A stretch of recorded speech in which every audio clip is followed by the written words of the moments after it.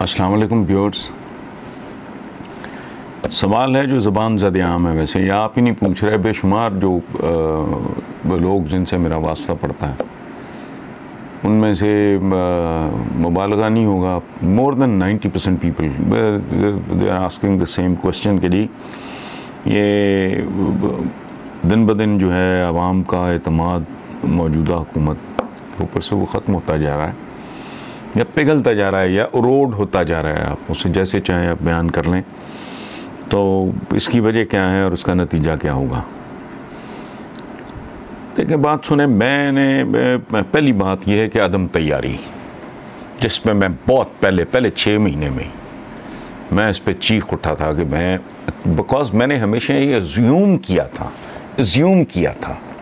फ़र्ज़ किया था, और ये बेसिक कॉमन सेंस की बात है, इसमें कोई हिमाकत नहीं, मैंने ऐसा हिमाकत नहीं थी कि ऑब्वियसली यार जो इतना बड़ा आप चैलेंज एक्सेप्ट करने जा रहे हो तो वो तैयारी हो रही होगी। अच्छा, और तैयारी ये जो छिछोरा पॉलिटिकल एलिमेंट होता है, जलसे जुलूसों स्टेजों पे चढ़ के तकरीरें करनी, बागियाँ मारनी, ये तो लोग ही नहीं होते, वो तो प्रोफेशनल्स होते हैं, टेक्नोक्रेट्स होते हैं। तो मेरा ख्याल था कि पीटीआई ने पीछे टीमें बिठाई होंगी, काम हो रहा होगा कि आते ही हमने किस किस शोबे में क्या क्या करना है। सो जब वो 6-8 महीने में मुझे समझ आई तो लगा झटका। तो सबसे पहले अगर आपको याद हो तो रिएक्ट ही मैंने किया था। खैर, सो पहली वजह तो है पूछा ना कि मायूसी क्यों फैल रही है, दिन ब दिन एतमाद क्यों का ग्राफ हुकूमत पे क्यों गिरता जा रहा है। पहली बात तो है अदम तैयारी। आप पे कितने बड़े इम्तिहान में आप मैदान में आप कूद पड़े बग़ैर तैयारी के, ना आपके पास कोई हथियार है ना कोई औजार है, और आप उतर गए कितने बड़े इम्तिहान में। पहली बात तो ये। फिर है टीम का मामला।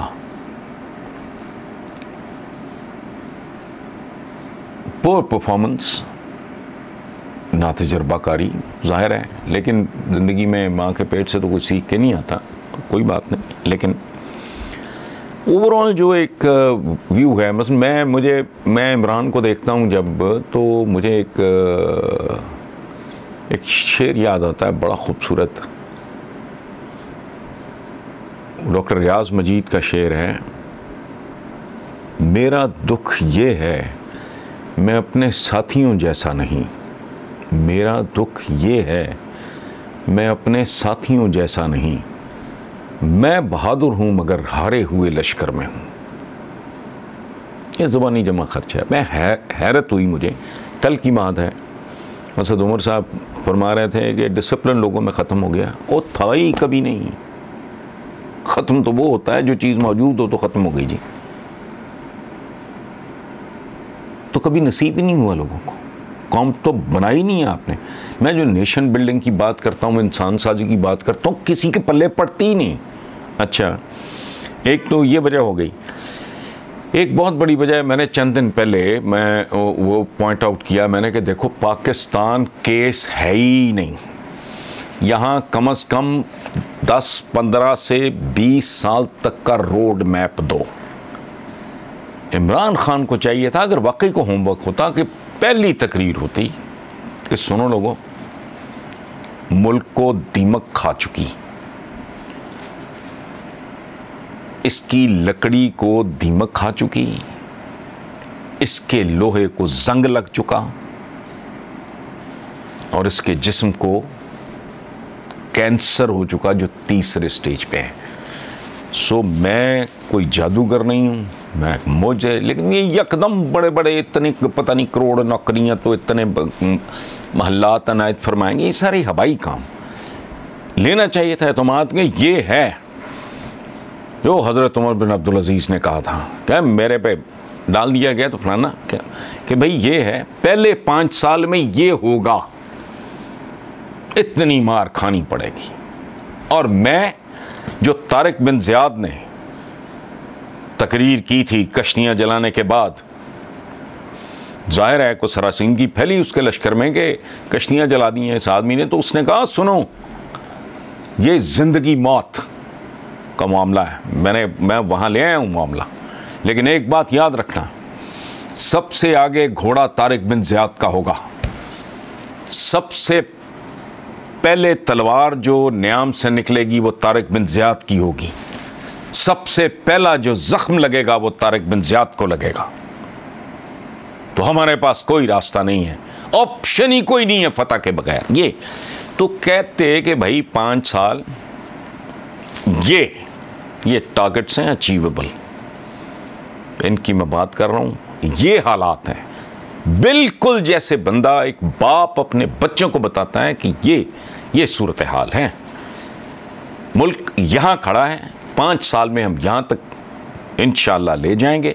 उसके बाद और रोड मैप इस मुल्क को, ये देखें जमहूरियत मैं तो लानत भी नहीं भेजता, सच्ची बात, मैं अपनी दिल की बात बताऊं और मैंने कभी छुपाई भी नहीं।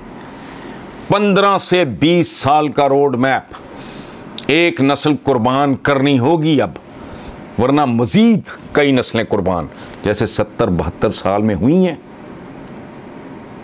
माय ग्रैंडफादर वो द फ्रस्ट्रेटेड मैन कि ये तो पाकिस्तान नहीं है। माय फादर, मैं खुद कब्र किनारे पहुंच गए इसी चक्कर में। अगली नस्लें जवान, कितनी नस्लें, तो आपकी कोई मनसूबाबंदी को सारा ना पैर है ना आगा है ना पीछे है, वो कभी ना कभी तो होना है। अच्छा, कमाल की बात यह है, इस सवाल में मेरे चंद एक व्यूअर्स ने, बहुत मेरे दिल में उनके लिए एहतराम है, उन्होंने कहा कि आपने तो इतना लंबा वो दे दिया है, एक 15-20 साल का रोड मैप और इतना लंबा प्लान, तो मुझे उनकी उम्रों का अंदाज़ा नहीं है। अगर मेरे हम उम्र हैं तो मेरे भाई हैं, मुझसे उम्र में बड़े हैं तो मेरे बुज़ुर्ग हैं, मुझसे छोटे हैं तो मेरे बेटों की तरह हैं या बेटियों की तरह हैं। और कमाल की बात है, ये चंद ख़वातीन ने भी ये बात की है। देखो बात सुनो, ये ज़िंदगी इस तरह है नहीं। ये जिंदा कौमें 10-15 साल के रोड मैप नहीं, सदियों का सोच के चलती हैं। कोई थिंक टैंक, कोई मुझे नहीं पता, कोई एल्डर्स कहीं बैठे होंगे अमेरिकन जिन्होंने ख्वाब देखा होगा, वो इन टर्म्स ऑफ 5 ईयर तो क्लर्कों का काम है। ये बजट आ गया तो फिर ज़िमनी आ गया तो फिर एक और ज़िमनी आ गया, क्या लो, ये इंसानों वाले काम है। जिंदा कौमें कम से कम 100 साल का सोचती होंगी, मैं जानता नहीं हूं लेकिन मेरा अंदाज़ा है। नॉर्मली क्या होता है आम जिंदगी में, एक ज़हीन और ज़िम्मेदार आदमी जब प्रैक्टिकल लाइफ का आगाज़ करता है तो उसकी आंख अपनी रिटायरमेंट पे होती है कि मैंने नेक नाम हो के इस खेल से निकलना है, इस तरह बच्चों को पढ़ाना है, इस तरह उनका फला बंदोबस्त करना है, इस एज में वहाँ जाके इस तरह मैंने फार्म हाउस पे जाके रिटायरमेंट की उम्र गुजारनी है, या मैंने शहर में रहना है और किस शहर में रहना है। और ये रिटायरमेंट, ज़िम्मेदार आदमी करियर के आगाज़ पे रिटायरमेंट प्लान करता है। मैंने जो बेलीपुर बनाया था फार्म हाउस, तो मैंने 22 साल की उम्र में जब धनक से अपने करियर का आगाज़ किया तो I had that in mind कि मैं 40s में जाऊँगा तो फार्म हाउस पे रहूँगा, खुली फिजा होगी, वहाँ परिंदे रखेंगे, जानवर रखेंगे, कोई गोडी छोडी करेंगे, कोई पौधे लगाएंगे, कोई अच्छा सब्जियाँ खुद उगाया करेंगे। ये सारा उस वक्त था, वे कोई रातों रात नहीं होता। एक बात, इससे अगली बात, जो इससे भी अगले दर्जे के लोग होते हैं, वो भाई 10-15 साल की तो औकात ही कोई नहीं कौमों की ज़िंदगी में।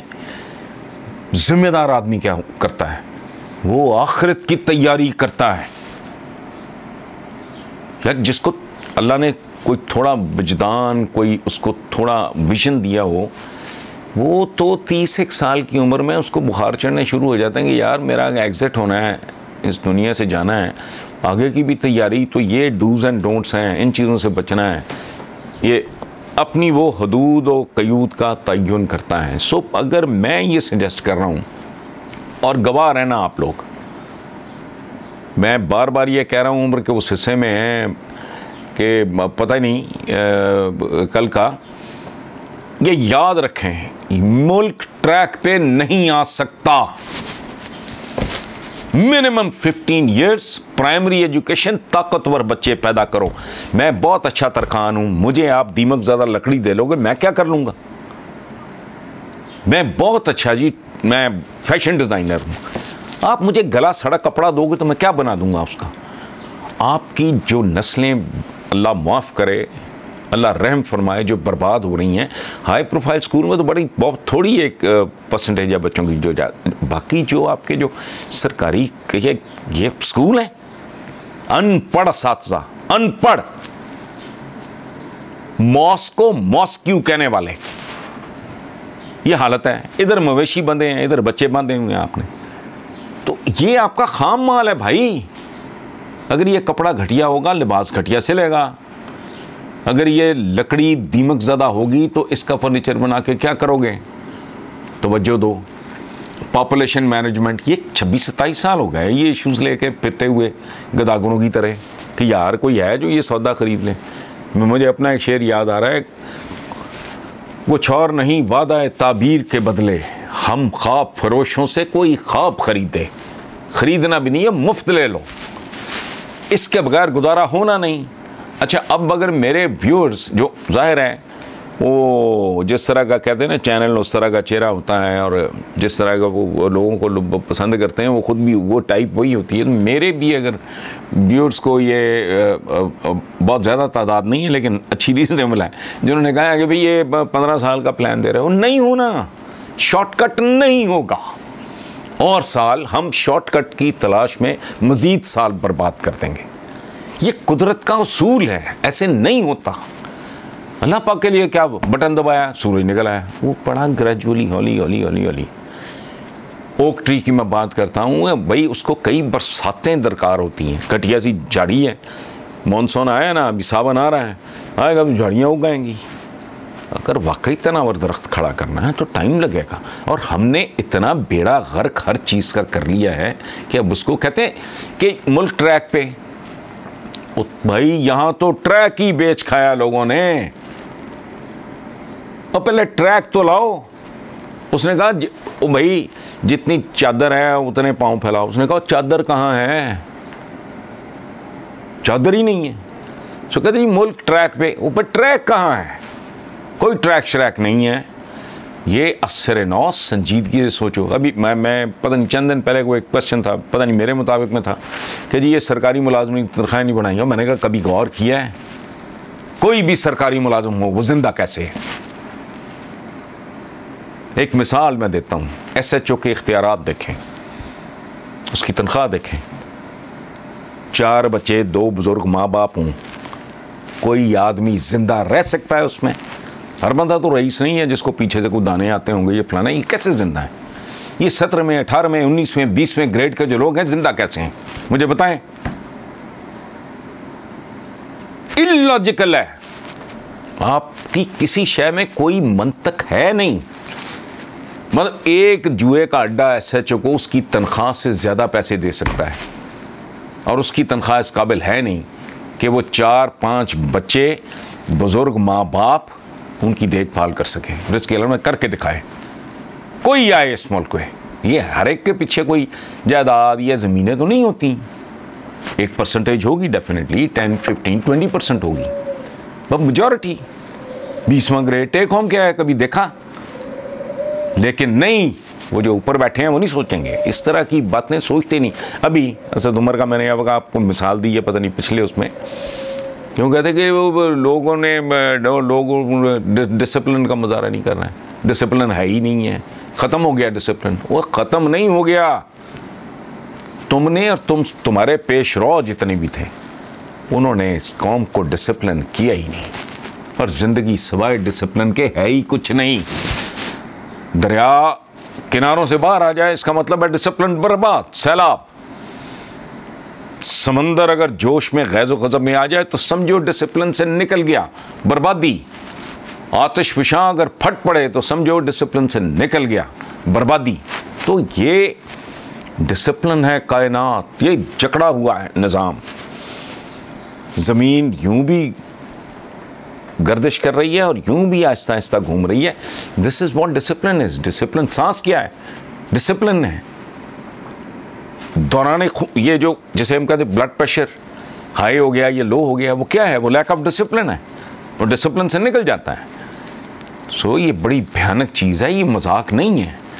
सो कौम अगर जब तक डिसिप्लिन नहीं होती, उसकी अखलाकियात नहीं होती, तो फिर अल्लाह ही हाफ़िज़ है। Thank you.